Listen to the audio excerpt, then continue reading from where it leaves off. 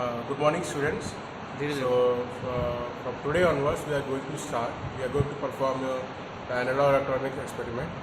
So here you can see this is the first experiment which we are going to do. So let me show you which experiment we have to do. So just see the practical file. So you can see the experiment number 1. It is to determine the characteristics of PN junction diode and Zener diode. So here you can see what are the equipments required. You need to have required a power supply, basically DC power supply of 30 volt, and voltmeter and ammeter of DC nature, because here the voltage and current are of very small magnitude, so we take a very small range of voltmeter and ammeter. So another component we required, the junction diode, our normal PN junction diode, resistors which is acting as a load, Zener diode, breadboard on which the circuit will be designed, and the connecting wires. So we'll start with our first one, the PN junction diode. You can see over here, this is a basic circuit of PN junction diode. So you can see in the PN junction diode, a supply in the range of 0 to 30 volt. This is show the symbol of variac. So as per the given conditions, we give a variable supply. Again, the voltmeter of 1 volt and the ammeter of 200 milliampere, that will be connected like this, and this is my load.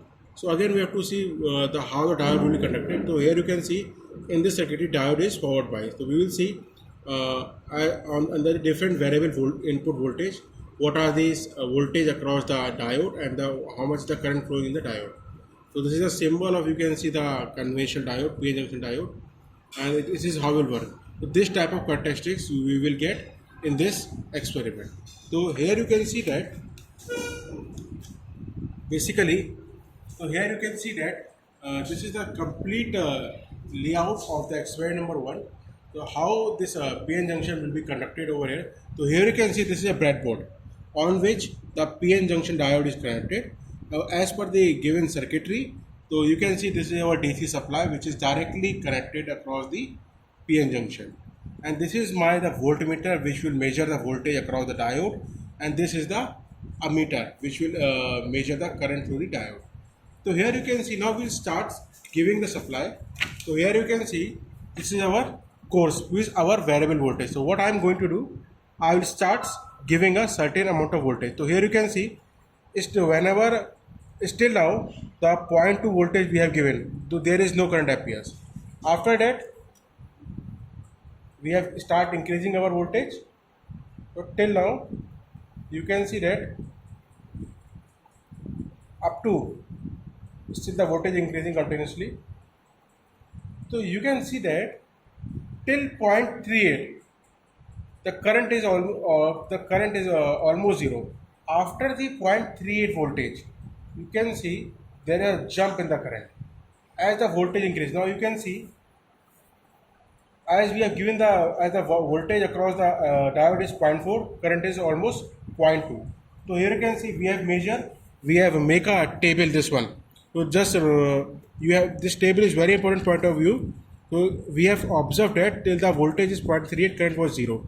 Now when the voltage appear is 0.41, current is 0.2. Now further we start increasing our voltage. So what you will see that now what further, as the voltage across the diode reach 0.8. Okay. Now under this case, when the voltage across the diode is 0.48, you can see the current is almost 1.1. So this thing we have already noted down here, 0.48, current is almost 1.3. Okay. Now after that you can see that further voltage is, as the voltage is continuously increasing, you can see that our voltage is increasing in a very step size of in the range of 0.1, 0.2, but there's a quite jump in our current. It was starting from 0.2 when the voltage was 0.1. Now voltage is 0.51, the current is 2.5.